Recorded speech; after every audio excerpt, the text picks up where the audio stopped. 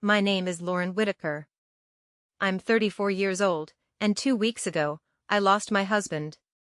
The day it happened, I called my parents shaking so badly I could barely hold my phone.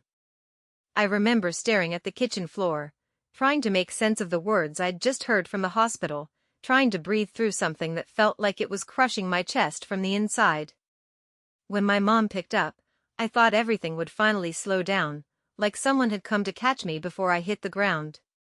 Instead, she sighed softly and said, "Lauren, we're in the middle of Ashley's birthday dinner. Can this wait?" I didn't understand what she meant at first. I thought maybe she hadn't heard me, or maybe I hadn't said it right. My voice cracked as I tried again, forcing the words out this time. "Mom. Ethan's dead." There was a pause. Not a long one. Just enough for her to process it, I guess. "Oh my God," she said, but there was no panic, no urgency, just a slight shift in tone. That's awful, honey. But we have people here right now.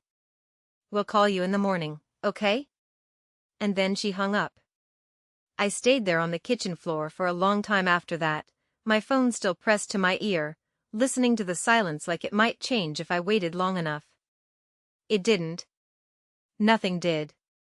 Ethan was still gone, and somehow, in the same moment, I realized I was alone in a way I had never been before. 3 days later, my parents showed up at my house. Not to comfort me. Not to check on their granddaughter. But to ask for a share of everything my husband had left behind. They said I wasn't thinking clearly. They said grief made people reckless, irresponsible. They said Ashley had plans, a business she'd been trying to launch for years, and this could finally be her opportunity. They said family takes care of each other. But when my 7-year-old daughter stepped forward, holding a small envelope in her hands, and asked them one quiet question, everything changed. Before I tell you what she said and what was inside that envelope, take a second to subscribe to Women Reddit Stories if you believe people should stand up for themselves when family crosses the line, and drop a comment telling me where you're watching from and what time it is there. I always love seeing how far these stories reach. Let me take you back to where it all started. It was a Thursday evening, October 3rd.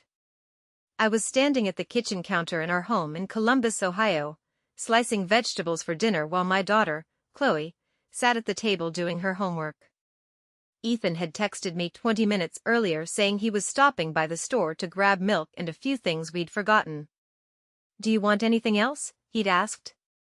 I smiled when I read it and typed back, "Just you home safe." That was the last message I ever sent him. At 6:18 p.m., my phone rang. Unknown number. I almost ignored it because my hands were wet and I didn't recognize it, but something in my gut told me to answer. I wiped my hands quickly on a towel and picked it up. "Is this Mrs. Whitaker?" a woman's voice asked, calm and professional in a way that immediately made my stomach drop. "Yes," I said slowly, my heart already starting to race. "This is Riverside Methodist Hospital. I'm calling about your husband, Ethan Whitaker." The knife slipped from my fingers and clattered against the tile floor. Chloe looked up from the table, startled. "There's been an accident," the woman continued. "A collision at an intersection. A driver ran a red light. I'm so sorry, Mrs. Whitaker, but your husband didn't survive his injuries." The words didn't make sense at first.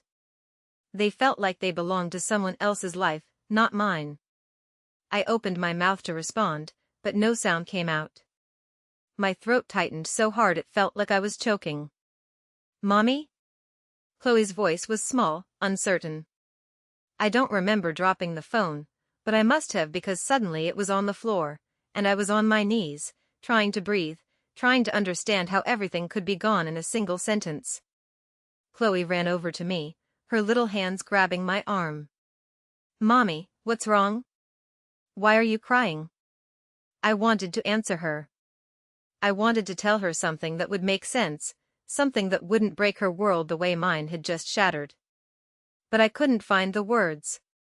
Instead, I reached for my phone with trembling hands and dialed the one number I thought would make everything feel less impossible. My mom.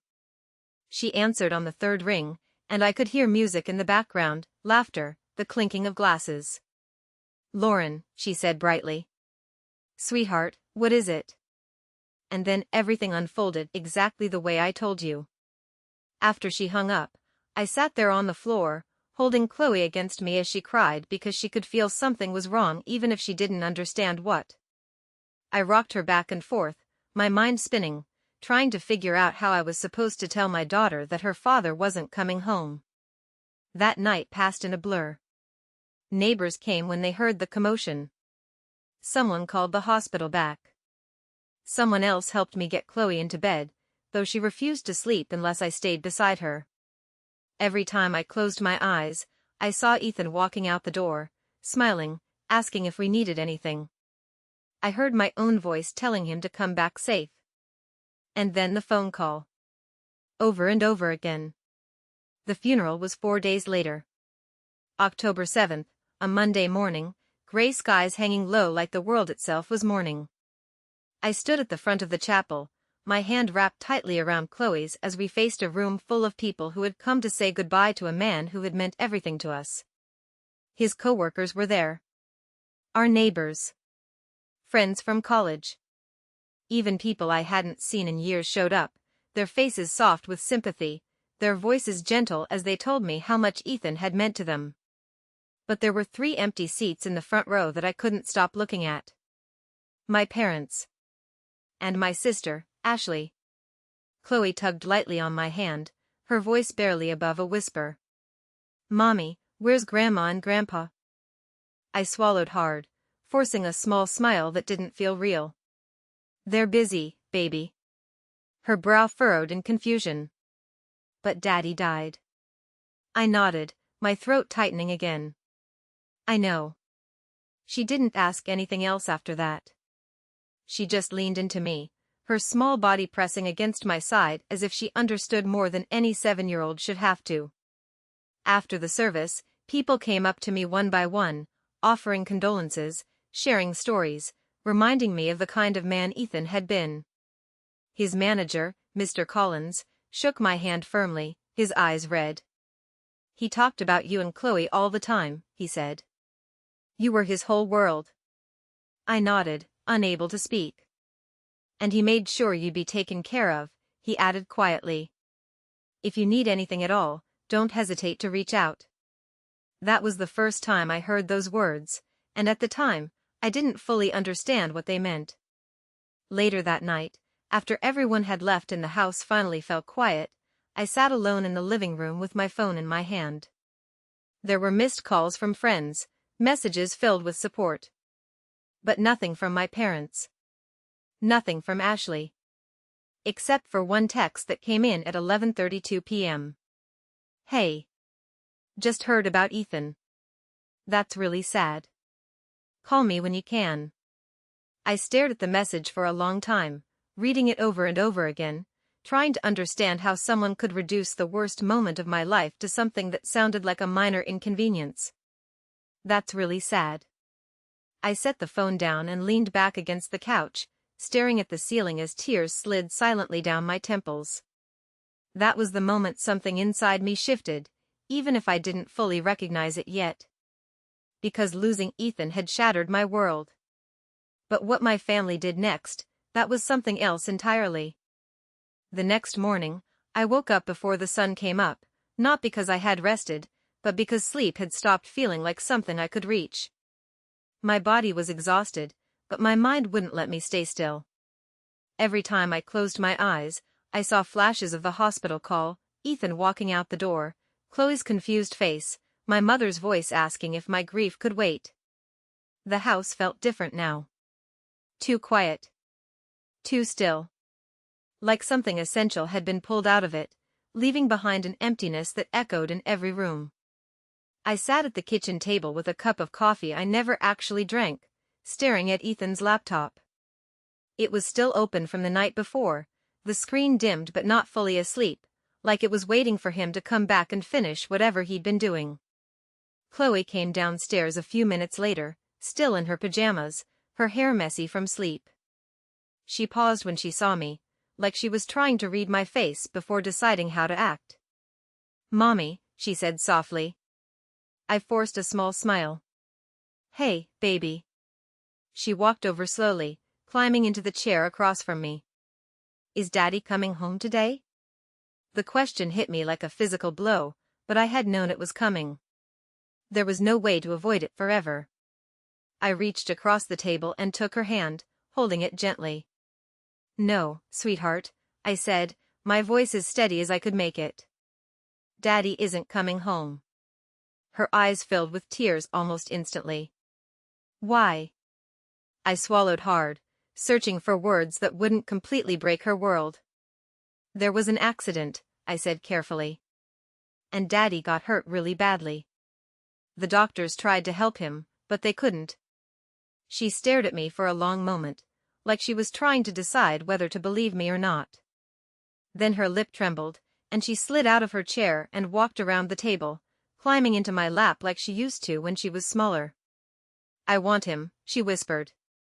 I wrapped my arms around her, holding her as tightly as I could. "I know, baby. I do too." We sat there like that for a long time, both of us crying quietly in a kitchen that suddenly felt too big for just the two of us.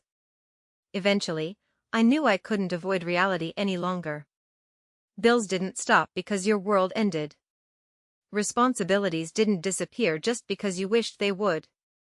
So later that morning, after Chloe had settled in the living room with her cartoons, I opened Ethan's laptop and forced myself to look at everything he had always handled.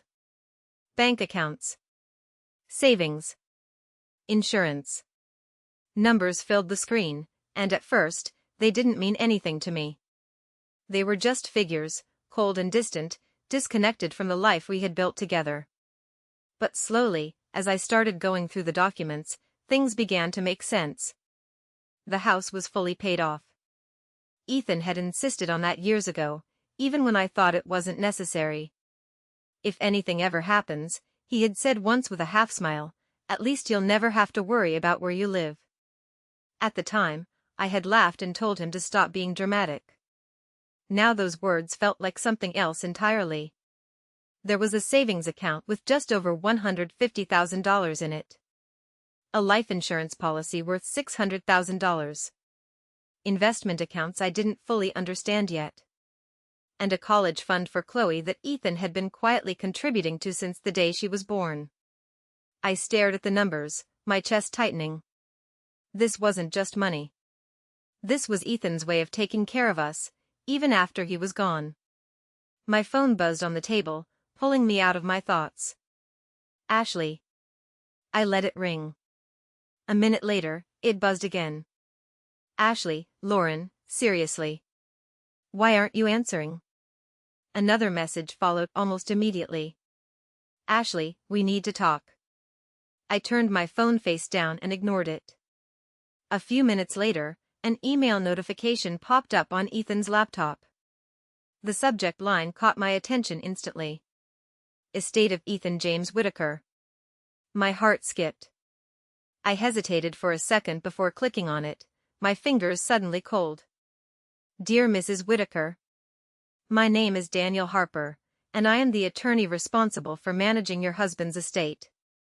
Ethan retained my services several months ago to ensure all matters were properly handled. Please contact my office at your earliest convenience to schedule a meeting and review the terms of his will." Several months ago. I leaned back in my chair, staring at the screen. Ethan had planned this. He had known something could happen, or at least he had wanted to be prepared. And he hadn't told me.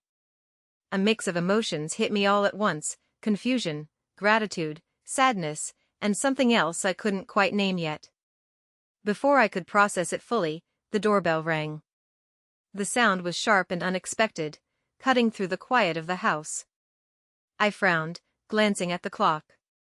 10:07 a.m. I wasn't expecting anyone. "Mommy?" Chloe called from the living room. "It's okay, baby," I said, standing up. "I'll get it."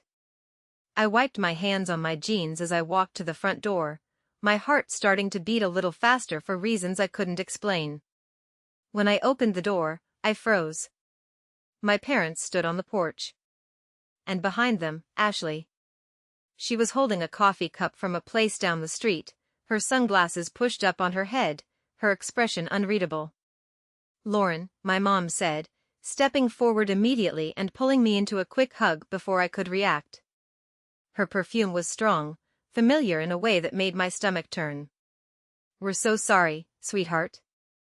I didn't hug her back. My dad gave me a brief nod, his hand resting awkwardly on my shoulder for a second before he stepped inside without waiting to be invited. Ashley followed, her eyes scanning the house like she was seeing it for the first time. "Wow," she muttered under her breath. "Ethan really did well for himself." I closed the door slowly, something cold settling in my chest. They weren't here to comfort me. I could feel it before a single real conversation had even started. My mom walked into the living room, glancing around before sitting down on the couch like she owned the place. My dad took a seat in Ethan's chair, and something about that made my hands curl into fists at my sides. Ashley leaned against the wall, sipping her coffee casually. "Where's Chloe?" she asked. "In the living room," I said quietly. "Watching TV." "Poor thing," my mom said, shaking her head. "This must be so hard for her." I waited. I didn't say anything. Because I knew something was coming. The air felt too heavy, too deliberate, like everything they were doing was leading up to something they had already decided. My dad cleared his throat, leaning forward slightly. "Lauren," he said, his voice taking on that familiar tone he used when he was about to say something he expected me to accept without question. "We need to talk about Ethan's estate." There it was. My chest tightened. My mom leaned in, her expression soft but calculated. "You're going through a lot right now, honey. And we're worried about you." Ashley nodded. "Yeah, you've never really dealt with finances like this before." I stared at them, my mind struggling to catch up with what they were saying.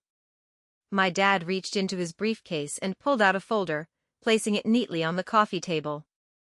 "We spoke to a lawyer," he continued. "As your parents, we have the right to step in if we believe you're not in a position to manage things properly." My mouth went dry. My mom smiled gently, like she thought this was reasonable. "We're not trying to take anything away from you, Lauren. We just think it would be best if we handled things for a while." Ashley set her coffee down. "It's about Chloe, too. We want to make sure her future is secure." I let out a slow breath, trying to keep my voice steady. "What exactly are you saying?" My dad tapped the folder. "We're saying that 50% of Ethan's estate should be redistributed to the family," he said plainly. "To support Ashley's business and to help us with retirement planning." The room went completely still. For a second, I thought I had misheard him. 50%? I repeated. Ashley crossed her arms. "You'd still have more than enough, Lauren. It's not like you need all of it. Not like you need all of it." I looked at her, really looked at her, and something inside me started to crack. This wasn't a concern. This wasn't supported. This was something else entirely. And I was just beginning to understand how far they were willing to go.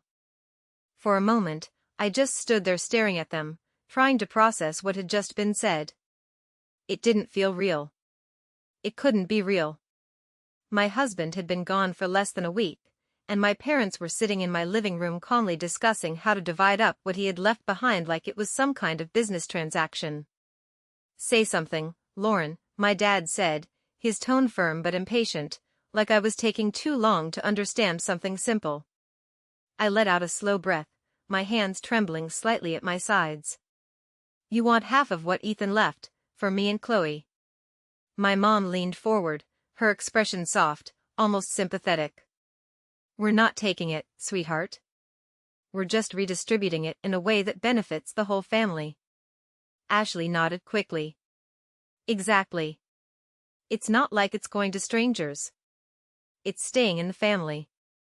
I felt something sharp twist in my chest. Family. The same family that had been too busy celebrating a birthday to answer a phone call that would have taken less than 30 seconds to change everything. The same family, I said slowly, my voice quieter now but steadier, that couldn't come to Ethan's funeral. The room went silent. My mom's smile faltered just slightly. Lauren, we've already explained that. Ashley's birthday dinner had been planned for weeks. There were guests. My husband died, I cut in, my voice rising before I could stop it. And you stayed at a dinner party. Ashley straightened, her expression tightening. That's not fair. We came as soon as we could. 3 days later, I said, staring directly at her. And not to check on me. Not to see Chloe. You came here to talk about money. My dad's jaw tightened. Watch your tone, Lauren. I laughed softly, but there was no humor in it. My tone? Yes, he said sharply. We're trying to help you. You're emotional right now, which is completely understandable, but that's exactly why you shouldn't be making decisions about something this important on your own. There it was again. That word. Emotional. Like grief made me incapable. Like losing my husband somehow stripped me of the ability to think. I crossed my arms, holding myself together. I don't need help managing what Ethan left for me and Chloe. Ashley scoffed. You don't even know what you're doing, Lauren. You've been a stay-at-home mom for 7 years. The words hit harder than I expected. Not because they weren't true, but because of how she said them, like everything I had done for my family meant nothing. I raised my daughter, I said quietly. I supported my husband. That doesn't make me incapable. No one's saying you're incapable, my mom said quickly, though her tone said otherwise. We're just saying this is complicated. Investments, taxes, legal issues, it's a lot. And we've already taken steps to make this easier for everyone, my dad added, tapping the folder again. I looked at it but didn't move to open it. What steps? I asked. He slid the folder toward me. A preliminary agreement. If you sign it, we can start transferring the appropriate funds and restructuring the accounts. I didn't touch it. Instead, I stared at the paper like it was something dangerous. Because it was. You already decided this, I said slowly. My mom sighed, like I was being difficult. Lauren, we're trying to be proactive. No, I said, shaking my head. You're trying to take control. Ashley rolled her eyes. Oh my God, why are you making this such a big deal? You're acting like we're stealing from you. I looked at her, my heart pounding.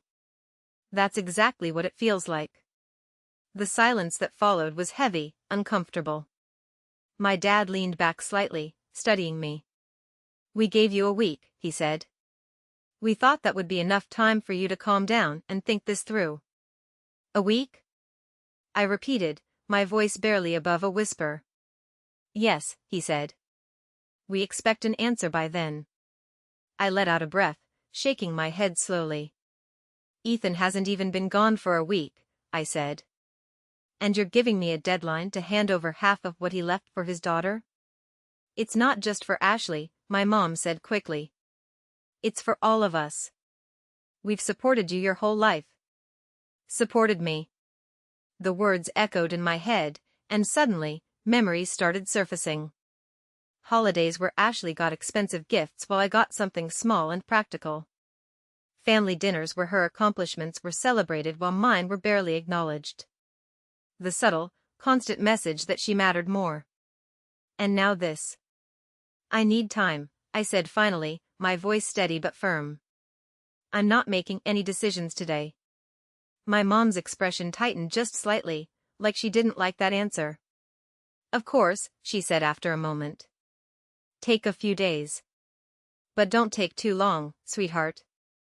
Ashley has investors waiting, and this could really make a difference for her future. I stared at her. Ashley has investors waiting.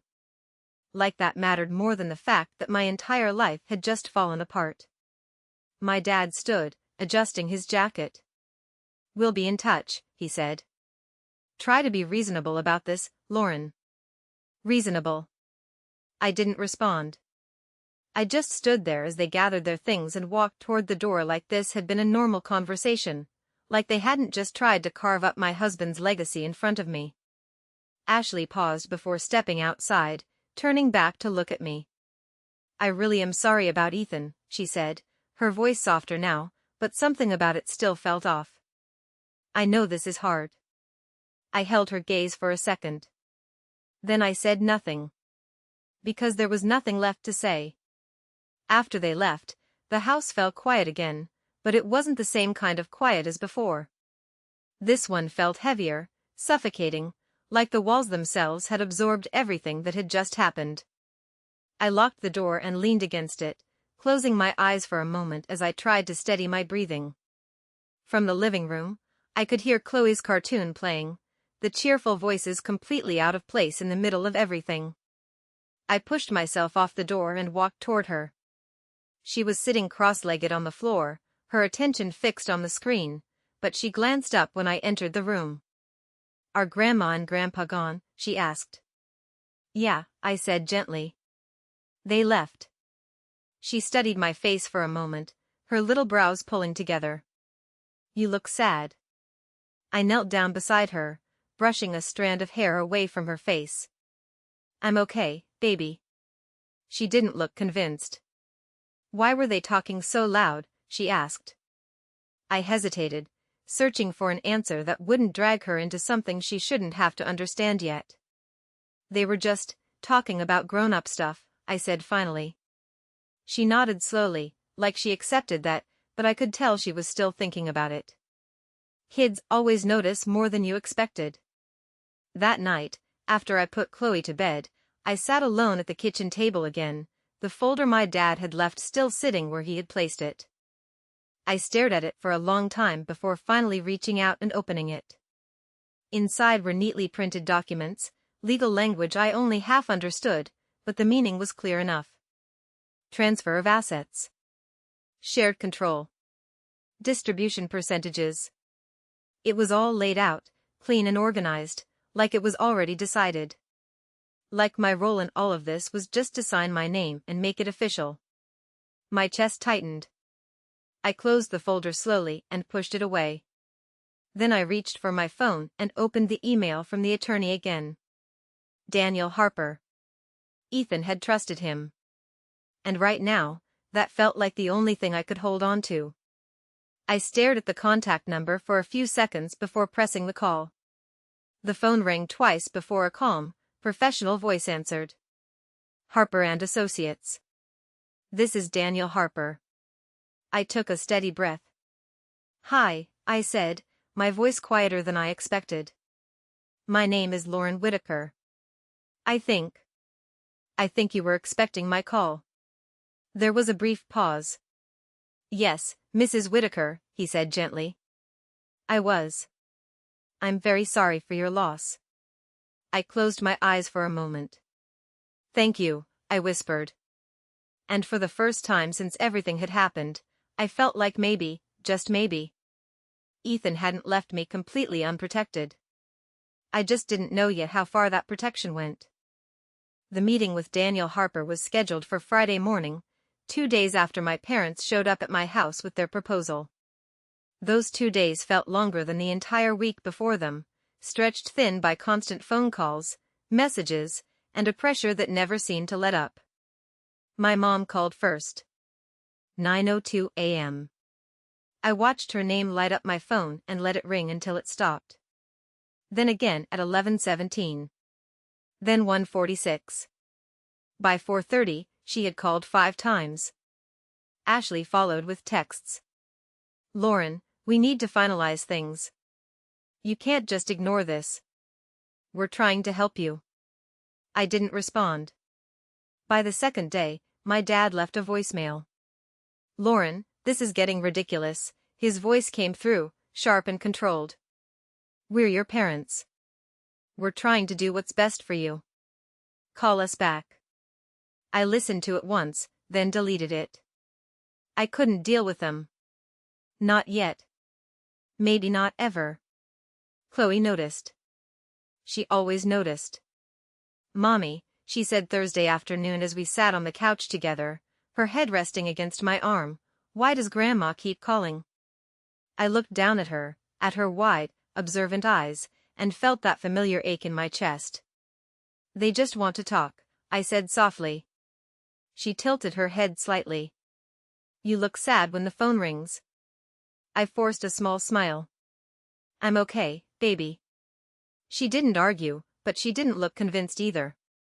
That night, after Chloe went to bed, I sat at the kitchen table again, staring at Ethan's email, at Daniel Harper's name, at the words "your husband's estate." I needed answers. More than that, I needed something solid. Something real. Something that couldn't be twisted or taken or manipulated. Friday morning came too quickly. I stood in front of my bedroom mirror, staring at my reflection. I looked tired, like someone who hadn't slept properly in days, which was true. My eyes were slightly swollen, my expression unfamiliar. I reached for the navy blue dress hanging in my closet, the one Ethan used to say made me look confident. "You should wear that more often," he'd told me once, smiling as he adjusted the sleeve. "You look like you run the world in it." I swallowed hard at the memory but put it on anyway. I needed that version of myself today. I dropped Chloe off at school, kissing her forehead a little longer than usual before she ran inside, then drove downtown toward Daniel Harper's office. Columbus felt different that morning. The streets were the same, the buildings unchanged, people moving through their routines like nothing had happened. But for me, everything had shifted, like I was seeing the world from a completely different place. The law office was in an older brick building with tall windows and a polished glass door that reflected my hesitant expression as I approached. Inside, it smelled faintly of wood polish and paper, quiet and professional in a way that made me feel both out of place and oddly reassured. A receptionist greeted me with a gentle smile and led me down a hallway lined with framed degrees and legal certificates. "Mr. Harper will see you now," she said, opening a door at the end of the hall. Daniel Harper stood as I entered. He was in his early 50s, with graying hair and a calm, steady presence that immediately put me a little at ease. "Mrs. Whitaker," he said, stepping forward to shake my hand. "I'm very sorry for your loss. Ethan spoke very highly of you." I nodded, my throat tightening. "Thank you." I sat across from his desk, my hands folded tightly in my lap as he opened a thick folder. "Your husband came to see me about 6 months ago," he began. "He wanted to ensure that everything was in order, no matter what might happen." 6 months. The number echoed in my mind again. "He never mentioned it," I said quietly. "That was intentional," Daniel replied gently. "He didn't want to worry you, but he was very thorough. Very specific about his wishes." My heart started to beat a little faster. "What, exactly did he set up?" I asked. Daniel reached into the folder and pulled out a document, sliding it across the desk toward me. "Ethan created a comprehensive estate plan," he said. "Everything he owns, the house, savings, insurance policies, investments, is legally designated to you and your daughter." I stared at the paper, my eyes scanning the formal language, but his words were what mattered. "Everything. To me and Chloe?" I asked, just to be sure. "Yes," he said. 100%. A breath I didn't realize I'd been holding escaped my lungs. "My parents," I said slowly, "they told me they could contest it. That they have a right." "They can attempt to contest it," Daniel interrupted calmly. "But they have no legal grounds to succeed." I looked up at him, my chest tightening. "None?" "None," he repeated.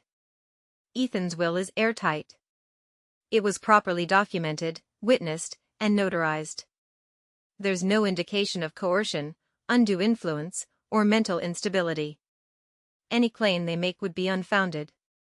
Relief flooded through me so suddenly it almost made me dizzy. So they can't take anything, I said. They can try, he said carefully, but it would cost them significant legal fees, and ultimately, they would lose. I leaned back slightly in my chair, my mind racing. Ethan had known. He had anticipated this. Before I could say anything else, Daniel reached into the folder again. There is one more thing, he said. My stomach tightened. What is it? He pulled out an envelope and placed it gently on the desk in front of me. This was left with specific instructions, he said. Ethan asked that I give this to you if there were any attempts to interfere with the estate. My hands started to shake as I reached for it. My name was written on the front in Ethan's handwriting. Seeing it, the familiar curves of the letters, the way he always wrote my name slightly slanted, hit me harder than I expected. For a moment, I just stared at it. Then I carefully opened it. Inside was a folded letter. I unfolded it slowly, my vision already starting to blur. Lauren. If you're reading this, it means something happened, and someone is trying to take what belongs to you and Chloe. I wish I could say I'm surprised, but I'm not. I know your family. I've seen the way they treat you, the way they prioritize Ashley, the way they expect you to give without ever questioning it. My breath caught. They're going to come to you while you're grieving. They're going to frame it as help, as support, as family. But what they're really doing is taking advantage of a moment when you feel weak. Tears slipped down my cheeks, but I kept reading. Lauren, you are not weak. You've never been weak. You've just spent your whole life being told you are. My hands tightened around the paper. You built this life with me. Every late night, every sacrifice, every choice we made, it was ours. And everything I've left behind is for you and Chloe. Not for anyone else. I pressed my lips together, trying to steady myself.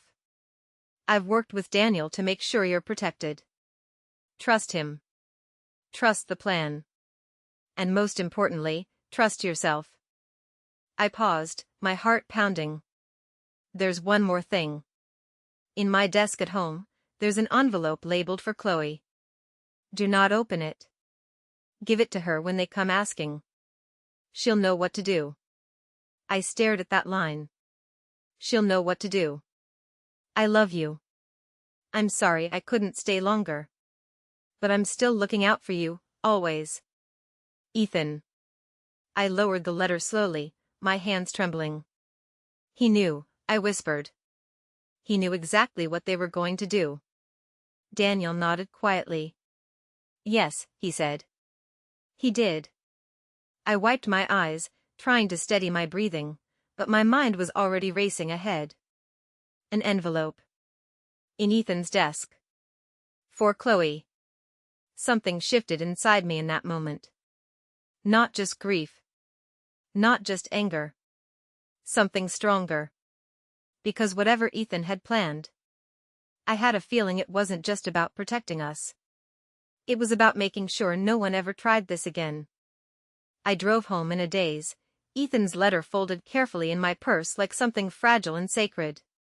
My hands were steady on the steering wheel, but my mind was moving in 100 different directions at once, replaying every word he had written, every warning, every instruction. He knew. That was the part one couldn't stop thinking about. He had known exactly what they would do. And somehow, even now, that thought didn't feel heavy, it felt grounding.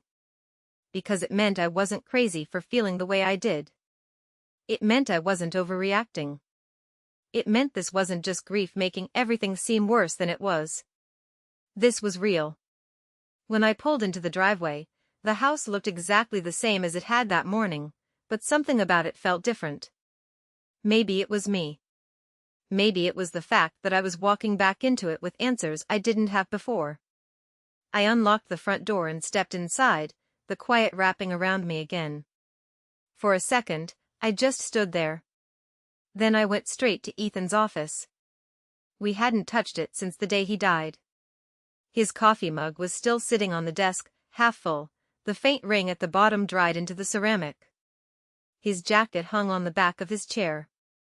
Papers were neatly stacked where he had left them, like he might walk back in at any moment and pick up right where he left off. My chest tightened, but I pushed through it. I walked to the desk and knelt down, pulling open the bottom drawer. For a moment, I just stared inside. And then I saw it. A white envelope, exactly where he said it would be. It was simple, unmarked except for one thing.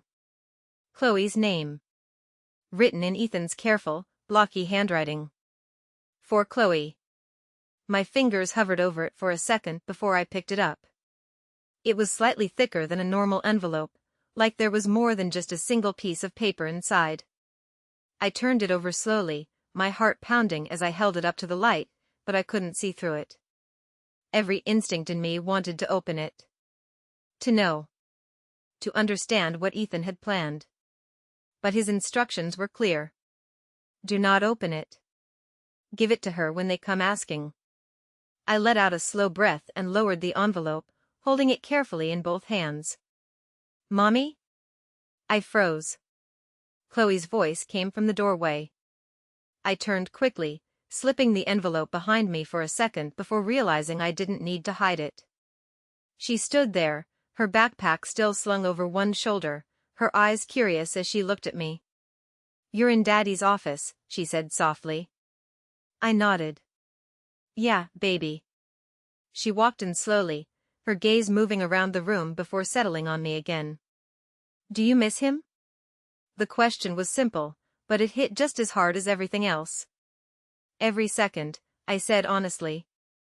She came over and wrapped her arms around my waist, pressing her face into me. Me too. I held her tightly, closing my eyes for a moment. Then I pulled back slightly and looked down at her. Chloe, I said gently, I need to ask you something. She looked up at me immediately, serious in a way that didn't belong to a 7-year-old. Okay. I hesitated for just a second, then brought the envelope out from behind me and held it out to her. She looked at it, then at me.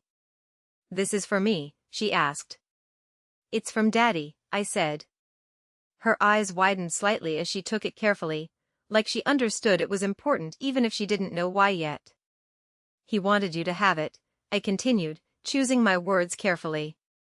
But not right now. She turned it over in her hands, reading her name again. When? She asked. I took a breath. When Grandma and Grandpa come back, and they ask about money, I said. I want you to give this to them. She blinked, processing that. Why? Because Daddy asked you to, I said softly. That was enough. She nodded once, serious. Okay. I crouched down in front of her, brushing a strand of hair away from her face. You don't have to say anything else, I added. Just give it to them. She held the envelope a little tighter. I can do that. I smiled faintly. I know you can. That night, I barely slept. Not because of grief this time, but because of anticipation. Because I knew they would come back. They weren't the type to let something like this go. And I was right. Sunday morning, my phone rang again. Mom.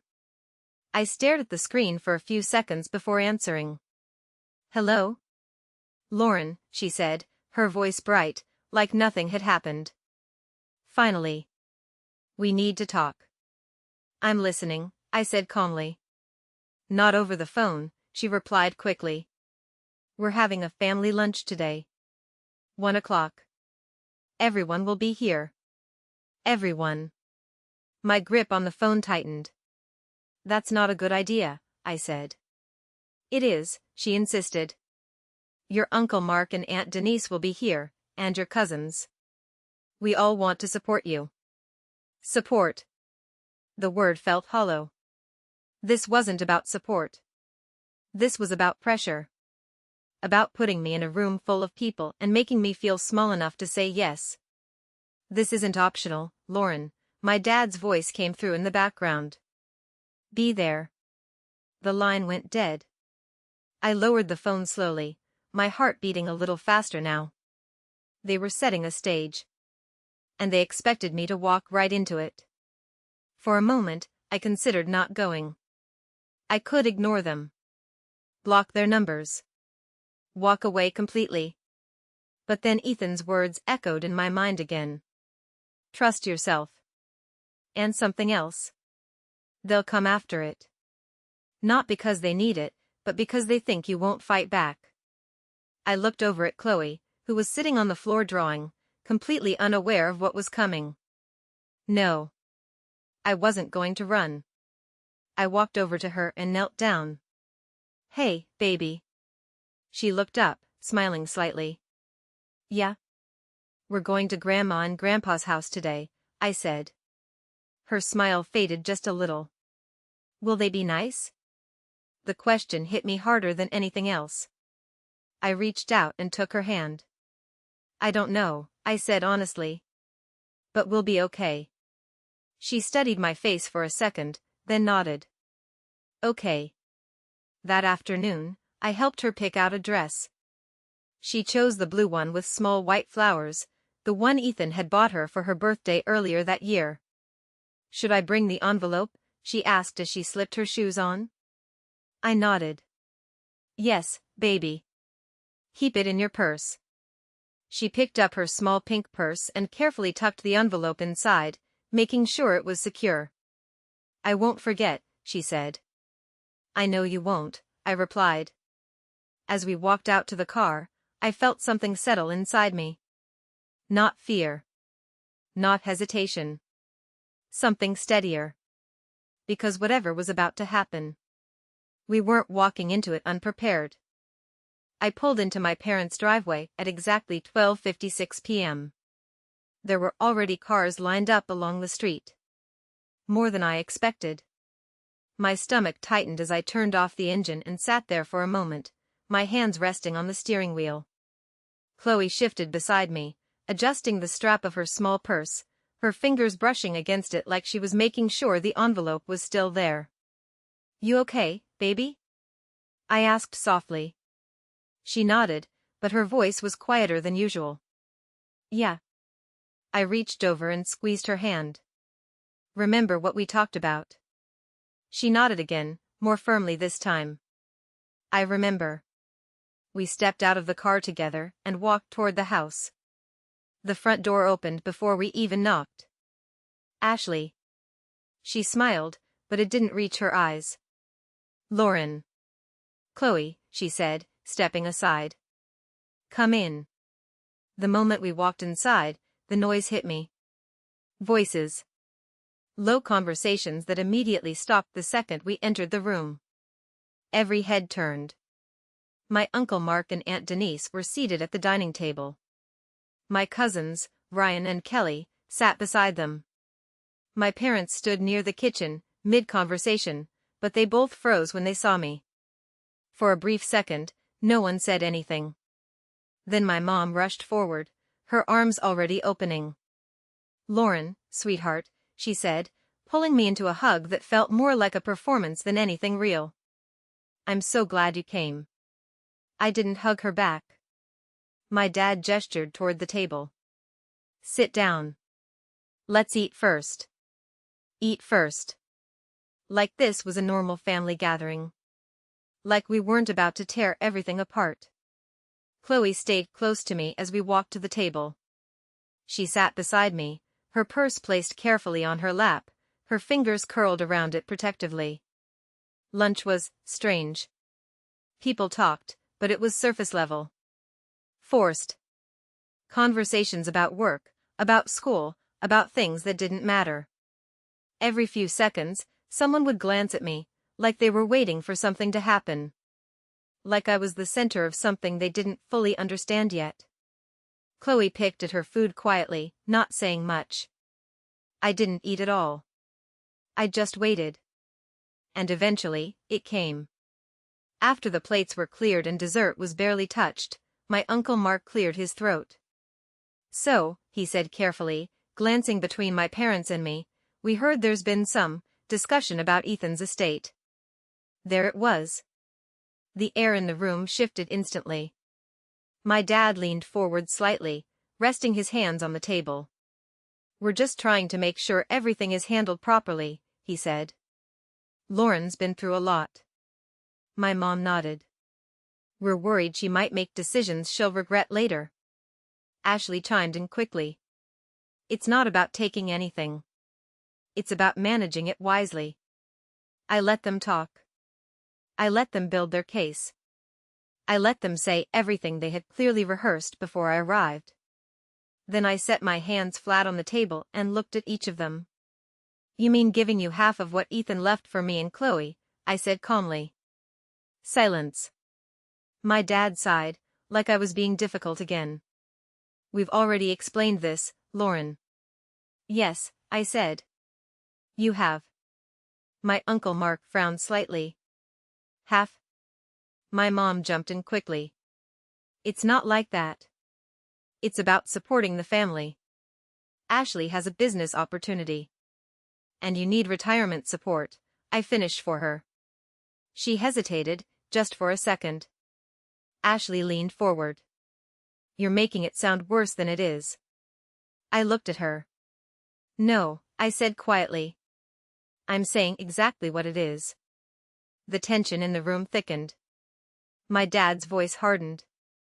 Lauren, we've all discussed this. We think it's the best decision. We? I repeated. You discussed my husband's estate, without me? We're trying to help you, my mom said again, her tone starting to crack slightly. Help me? I echoed. I could feel it building now.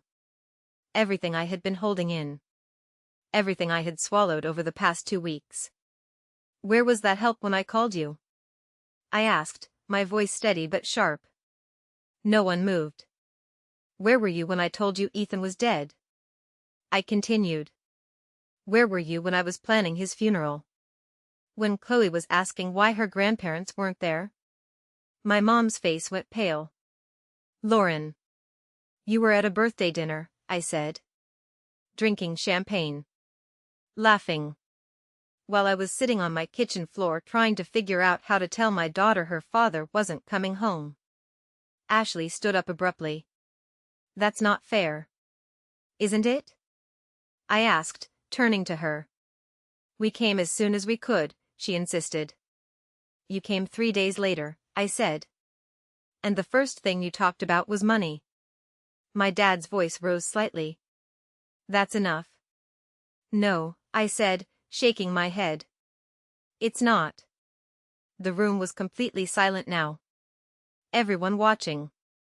Everyone listening. Ashley crossed her arms. You're being selfish. The word landed hard. But this time, it didn't break me. Because something inside me had already changed. Before I could respond, I felt Chloe's small hand slip out of mine. I looked down. She stood up slowly. The chair legs made a soft scraping sound against the floor as she stepped away from the table. Chloe, my mom said gently, her voice softening immediately. Sweetheart, what are you doing? Chloe didn't answer right away. She walked around the table, her small shoes tapping softly against the hardwood floor, her purse held tightly in both hands. She stopped in front of my dad. Looked up at him. Grandpa, she said quietly. His expression softened instantly. Yes, sweetheart? She reached into her purse and pulled out the envelope. The room stilled.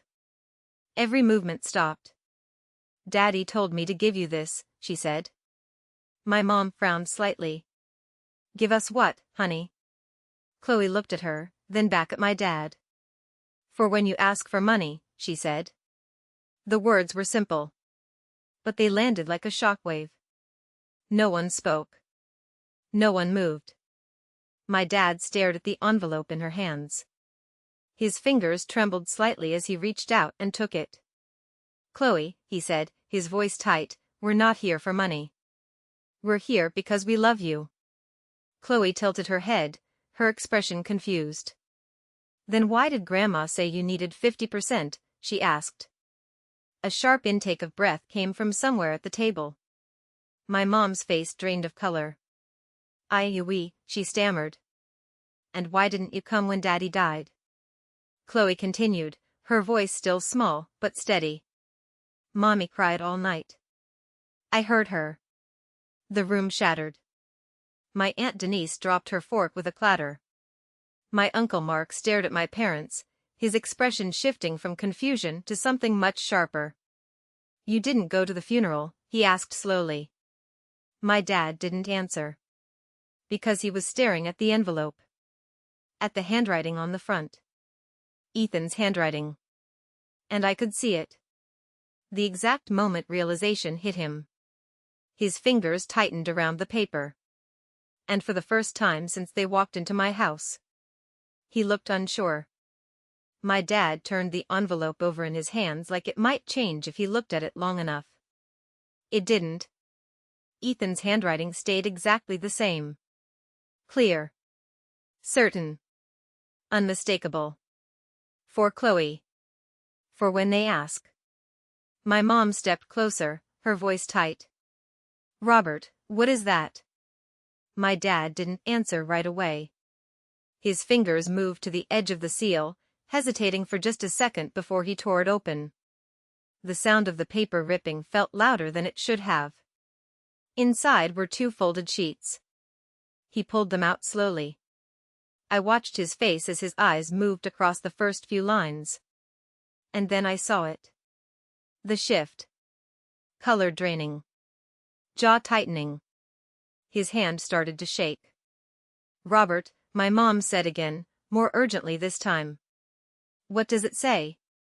He didn't respond. So Ashley stepped forward and grabbed the paper from his hands. Let me see, she said, her voice sharp with impatience. Her eyes scanned the page quickly. Then just as quickly, her expression changed. The confidence disappeared. The color left her face. And for the first time since this all started, Ashley looked scared. What is it? My Uncle Mark asked, leaning forward. Read it, my Aunt Denise said, her voice low but firm. Ashley swallowed hard. Then she started reading. To Robert and Linda Whitaker, she began, her voice already unsteady. If you are reading this, it means you have asked my wife or my daughter for money after my death. The room went completely still. No one even breathed. Ashley's hands trembled slightly as she continued.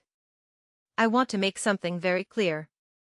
Everything I have built, every dollar I have earned, was for Lauren and Chloe. They are my family. They are my responsibility. And they are the only ones entitled to what I leave behind. My mom sank slowly into her chair.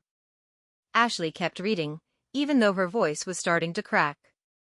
I have spent years watching how you treat Lauren compared to Ashley. The difference is not subtle. It never has been.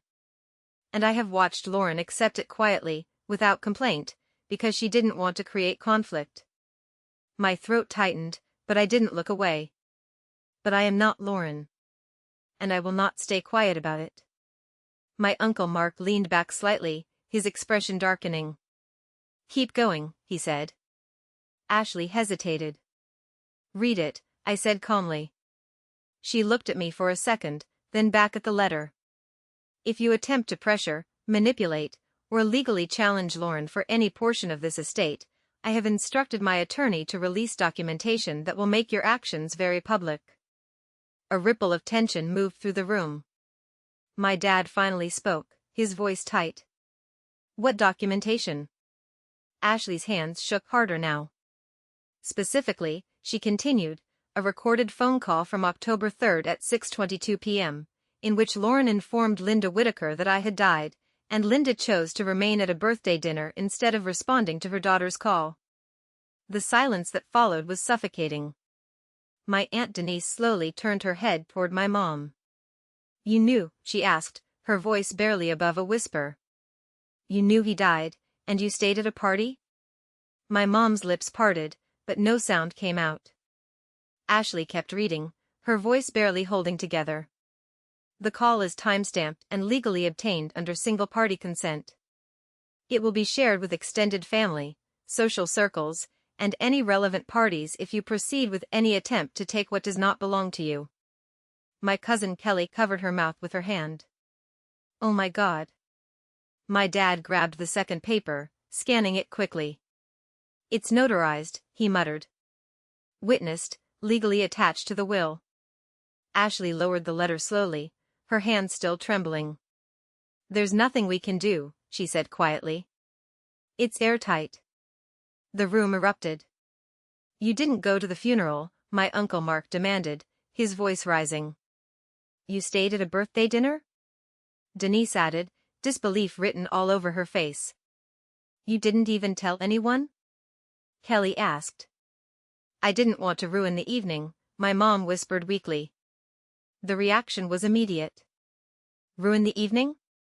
Mark repeated, his voice sharp. Your son-in-law died. And your daughter called you, Denise added. And you told her to wait? My dad stood up abruptly. This is being blown out of proportion. No, Mark said firmly. This is exactly what it is. Ashley stepped back, shaking her head like she was trying to distance herself from it. I didn't know it was like that. I looked at her. You called it really sad, I said quietly. She flinched. No one defended them anymore. No one supported them. Because now everyone knew. The truth wasn't hidden behind polite explanations or softened words anymore. It was laid out. Clear. Undeniable.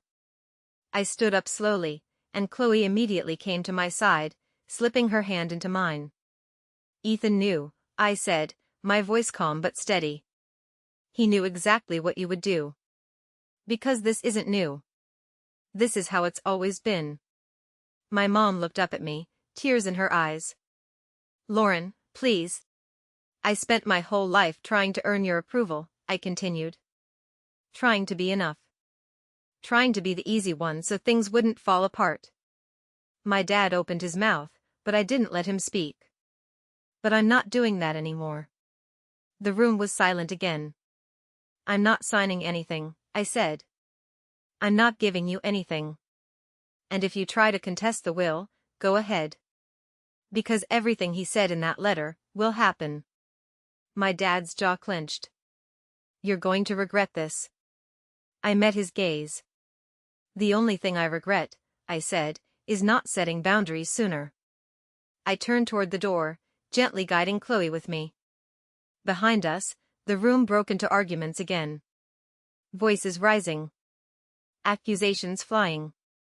But I didn't stop. I didn't look back. I just kept walking. Outside, the air felt different. Lighter.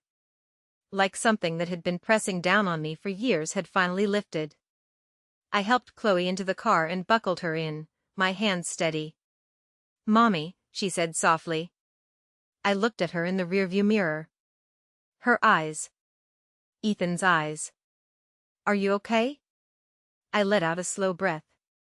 And for the first time since everything happened. I meant it when I answered. I'm more than okay, baby, I said. I'm free.